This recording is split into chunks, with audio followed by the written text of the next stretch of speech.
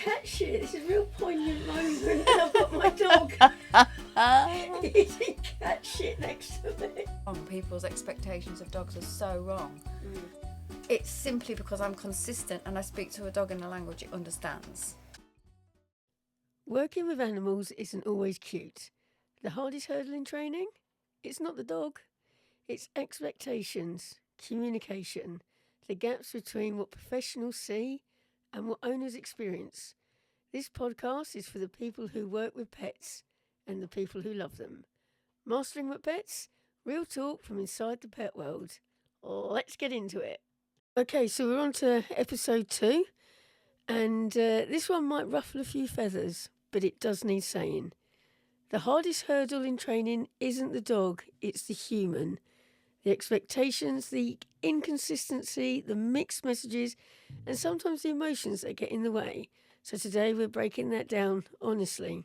The hardest thing is the owners, because they don't understand. We've got a particular client that has the most beautiful dog, and if I say shit, he'll say where. If I say fart, it'll go when. And it will do absolutely anything and everything for me because it's structured right, I ask it right, I understand it, and it does everything it needs to do because I speak to it in the right language, and the boundaries are set, and everything is as it should be. And the owner sees this, but the owner cannot do it. And it doesn't matter how simple I make it, how she can see that the dog can do it, so she knows, she's absolutely admitted, it is me, it's all me. And so it's frustrating for me because I just want to get them and shake the shit out of them. Why can't you fucking do it? But then I have to stop and think, because although I have an emotional bond with every dog that I do work with, because you have to, it's not the same as owning a dog. So my dogs will get away with a bit more than a client's dog will get away with. But Derek gets away with far more than I would let another dog get away with. And so there's that side of things. So the owner has that very strong emotional bond. So sometimes for them, they find it more difficult to push past that, to be able to set the boundaries. And then, but the dog has learnt that the owner's weak. That's your sausage roll ready. Yeah, Greg's sausage rolls are cooks. that the owner's weak and not consistent, and so the behaviour doesn't change. And then I will do something with it in a session, and it'll nail it. Or even at residential training, and I will say all the foundations are there. We do the handover, they watch the dog do it beautifully. I make them do it with the dog does it beautifully. But then when they go home, they're not consistent. And that's my point, is that it's not the dog, it's you. So there's something that you're not doing that's then but then the dog, I also say, expect the dog when it goes home to be a shit for a couple of days, once it's recovered from its ordeal, once it's recovered from residential training, because it's intense, and then knackered for a few days. So expect them to then go, right, well, I'm back home now, so nothing's changed. So I will then do the same behaviours that I've always done, and they'll test them to see if they're going to go brick wall, consistent, brick wall, consistent, brick wall, consistent. And 9 times out of 10 they don't. And then they wonder why, and that I find that really frustrating, because then I always say on handovers, or even at the end of classes or one-to-ones or whatever it is that we've done, if you don't do this, you can see what your dog is capable of. You can see that your dog can do this clearly for me, and it's not because I fart miracles and shit glitter. It's simply because I'm consistent and I speak to a dog in a language it understands. I don't humanise it. You know, that's a key thing for me, is that people always think dogs think and act like how a human would. I mean, they put our emotions on them. Yeah. It's like, no, that's... No, and the only time human and canine psychology meet is when the dogs try and take your personal space, and they're jumping or they're pushing and they're shoving and they're dragging you along, and they've got no respect, because that's how they get their hierarchy in a pack of dogs. If you can move you and control your pace, they're above you. It's as simple as that. We know there's no such thing as dominance and all this pack leader malarkey crap. But in every society, human, animal, there is hierarchy. Otherwise, there would be chaos. It's as simple as that. And so it's about how you establish that in a language that they understand, that's not cruel, because I can't bear that. And there's no need to use aversive things. And, you know, such as prong collars and shock collars. And this is the thing what pisses me off about the TikTok and the Instagram thing. It's like, oh, look at this dog going ballistic. 2 seconds later, it's walking past the dog calm. What they don't show you is that they pronged it to death or shocked the shit out of it. So it's then just walking past with its head down going, please don't let me feel that pain. Please don't let me feel that pain. But a lot of owners buy into that because they want those quick fixes. That's it. That's what I was saying to you earlier about Amazon Prime. They all think dog training is Amazon Prime behaviour. Ooh, I wave a magic wand and my life's different tomorrow. They're not prepared. They're lazy. Not prepared to put the work in. Not to the dog, to themselves, to make it consistent. So then the dog has no faith in the owner, has no trust. There's nothing there. So owners say to me when we're out doing reactive training, and then we start off with a dog that's sort of like over threshold and stuff like that, and I can bring it down. They're like, why is my dog always looking at you? And I go, do you want the honest truth? It's because, oh, you've got treats. Is it bollocks? I say, take my coat now, go and put it in the car. It's because they know I've set my behavioural expectations, I've controlled the environment for the dog, I've made the dog feel safe, and I've stopped the dog making decisions. So the dog's then looking at me to go, oh, thank God for that, H. I can feel I'm like a dog again. Is everything, am I all right? Am I good? Yeah, you're fantastic, mate. You know, now you can decompress and sniff when you like, not all this sniffy every 5 minutes. We know it's enrichment, we know it's decompression, we know it's good for them. But in some cases, and I'm not saying everything, there's always dogs, they're all different like people. But for some dogs, sniffing too much is trigger stacking, particularly if they're in a place that's very usual for them to be in, and they can smell other dogs there. They don't rationalise that as a public place. They rationalise it, hey, who the fuck's walked down my pavement? And then they trigger stack and they trigger stack. So the next thing that they say, oh my God, there's been a dog. Oh my God, there's another dog that's been here. Oh my God, there's another dog. And then the first thing that they say, bang. So that's why we do the structure versus freedom technique all the time. And it's getting into owners' heads how a dog thinks and what they're doing. If they're, you know, they're going out the door, the dog's already over threshold, and what do they expect the rest of the walk's going to be like? You know, so that for me, yeah, it is frustrating. And if I had £1 for every time a client said to me, well, I can do it, but my husband, oh my God. And we have a lot of them, don't we? We have a lot of people. Can you train my husband? Can you train my husband as well? No, I can throat punch him, but I can't train him. Yeah, yeah, so my comment, or our common throwback is they don't do that at home. Oh, he's never done that before. Yeah. Why are they doing it here? Well, it's a different environment here to at home. I think the other thing for me is that people's expectations of dogs aren't fair. So I do not go up to everybody I see in the park or public place and hug them. Or sniff their butt. Oh, I don't want to be their friend. No. All right, I don't want to have a conversation with them.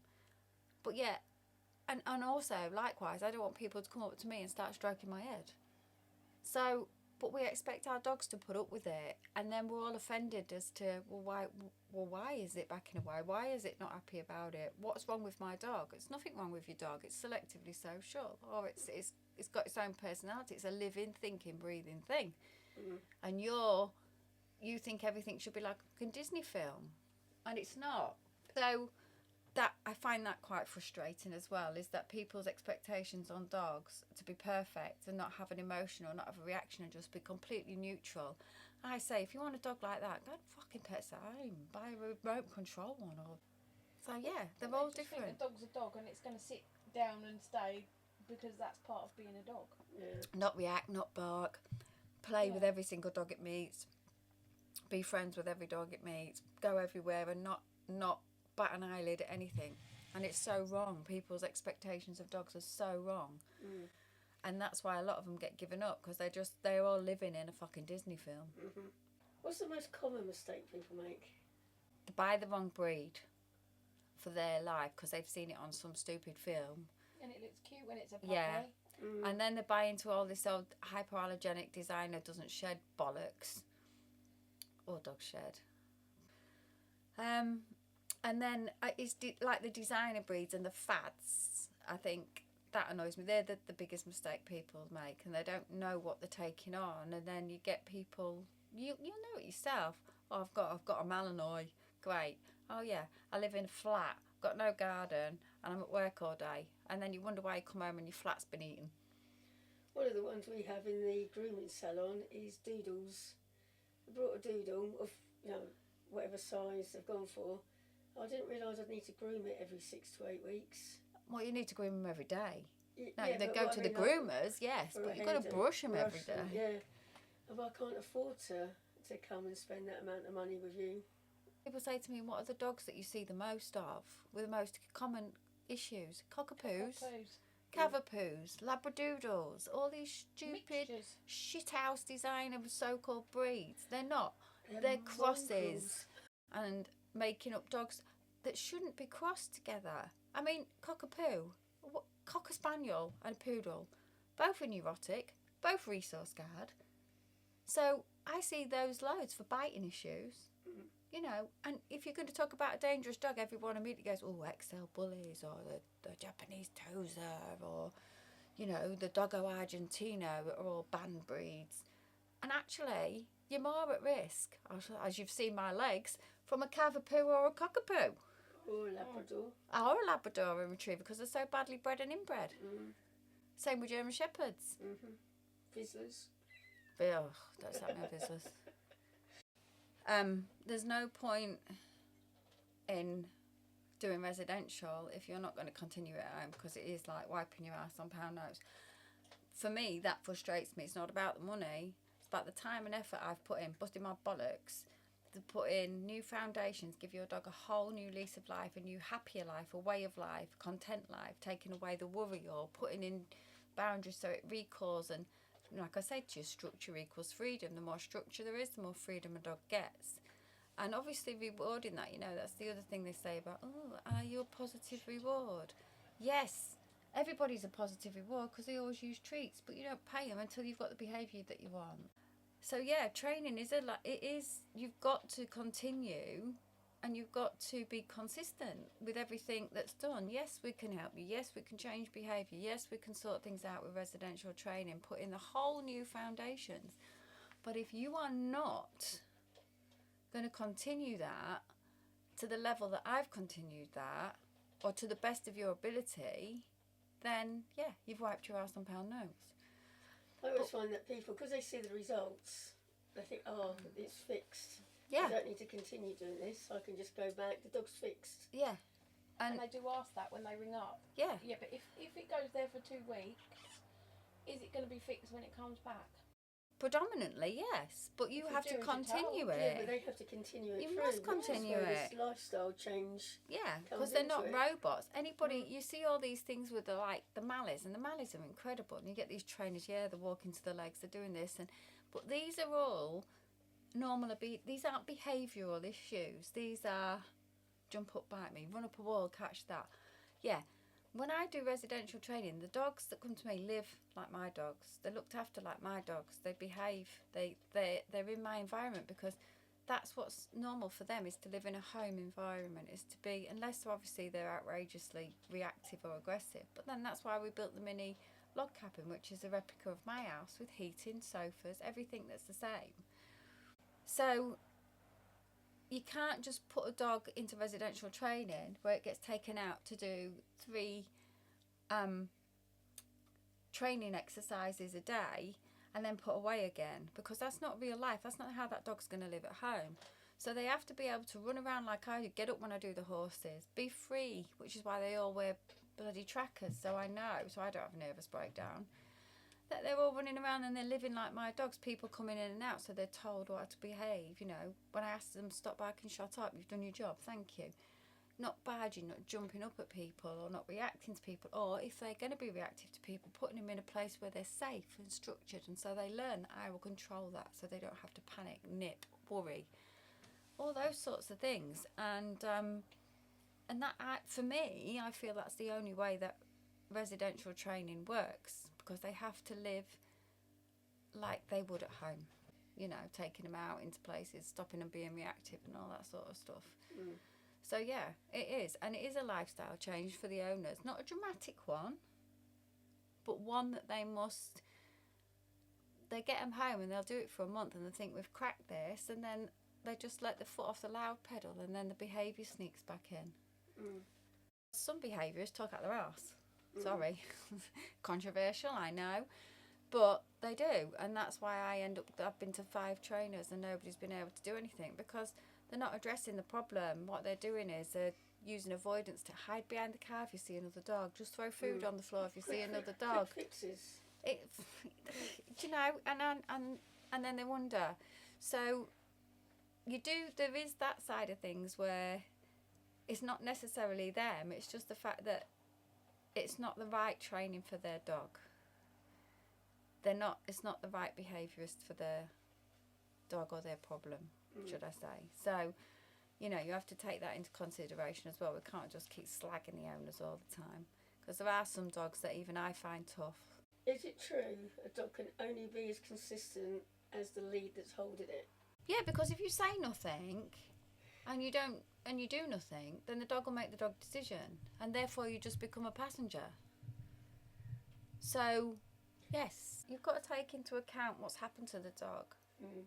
Rescue dogs that have been passed from pillar to post, and they don't rationalise that, okay, now we've found somebody that's never going to give up on us. They don't rationalise that. I will say no to some people for residential training, and they look at me gone out. Well, why won't you take my dog for resident? Like there's something wrong with it. Well, obviously there is, but you've just rescued it. First of all, it's only been with you 4 to 6 months. So You're teasing my cat. If you leave that dog with me, how does your dog know that you've not passed it on and it's going on to another home? Because you're turning its world upside down. So I will say no. Because that's not the right thing for that dog. And also, I know, like, particularly we're talking about earlier, a dog that will do anything for me. I've said no residential to that dog, because she's going, I want residential training. No, because the dog will be perfect for me. You're the problem. Yeah. And it's you I've got to teach. And to be fair to me, I'm sort of like in lesson 7 of 10 now. So we did a deal. We did a residential price for all these lessons that I spend with her, and I'm not wearing prison orange, and I'm amazed. So am I. So come on, of all your training years, you must have a funny story about. I've got loads. Tell us one. Finish on a funny note. It's got to involve the turtle. Oh leave God, off. yeah. Okay, You've so been too quiet. You've got to my bring into it. my favourite turtle story has to be we're very fortunate to have some other land that we have access to, and there's a lot of land. And this was when G Bird first started working with me, so she'd maybe been about a year in, I would say. And we went. Did we have a client with us? Yeah. We did, yeah. This person with her dog walked past, not very successfully, shall we say, and didn't do as she was asked to do. So the other dog that Gina had hold of lunged, not because it was aggressive, I think it's over impulsive, it was over friendly. So it launched at the other dog, and the next thing I see is Gina on her back, spinning round as if she was on a shell, still holding on to the dog, and the dog's running round in circles, and she's just spinning on her back like a break dancer. But You didn't let go? literally, yeah, she did not let go, like a Look at turtle on a shell. Well, I'm sorry, but I was up there and I was pissing myself. So, what I wanted to say was, having worked with lots of people that do daycare and helping them with the licenses and structuring, one of the things that strikes me about you, because the last few sort of chats we've had have all been revolved around what I've got to say, and it's all been about training, and though it affects your business, because obviously you have knock-on effects, you have behavioural issues, you have things going on. what I like about you is the way you're always trying to improve yourself. For me, that's a big thing about respect. I really respect somebody that's trying to better themselves, better the business, learn more, and try and doing the best for the animals that you do. So watching you blossom from when I first met you to where you are now, knowing what you struggle with, to see you then add the grooming business, then you add the car transport business, as well as your walking and your daycare and your home boarding. For me, that's something that I absolutely love, because I try to do that and better myself in different ways. Fucking spray, I tell ya. I was eating cat shit. This is a real poignant moment. I've got my dog eating cat shit next to me. And so I think, for me, it takes a lot for me, like, to respect people, so that it just kind of to say, it's a little pat on the back to say that I'm proper proud of you, of how far you've come and how much you listen, that you're never afraid to ask for help or advice. And I might not always be able to follow it through and give you the right answers, because I don't have a magic wand, but watching you grow your business and think of new ideas to help owners and to help dogs, and all the fostering that you do and everything else is just, I just think people need to hear it, and it needs to be out there, that if you really want something and you really want to do it, then you're an example to those people that it can be done. Do you know what I mean? So I just wanted to just take that little moment, because it's not very often I'm nice. And it's really, really lovely to see. So, yeah, keep up with the good work, Emmy. Thank you very much. You're very welcome. Who wants to play one more game? I'll have one more game. One more game? One for the road. So we've got two choices. We can do things you can say on a dog walk, but not in the bedroom. Things you can say at the vet's, but not at a dinner party. Do you know what one? Dog walk? Yeah. Okay. What things you can say on a dog walk? But you can't say in the bedroom. I can smell anal glands.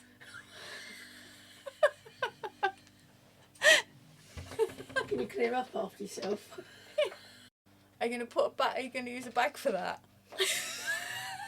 How is that even in your mouth? No more sausage. Come on, Jay. Come on. That's 3 I've reeled off. How is that even in your mouth?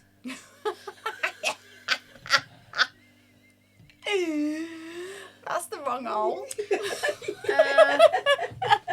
Get back here and do as you're told. So a quick reflection from today's podcast is that when we change our behaviour, our dogs can change theirs too.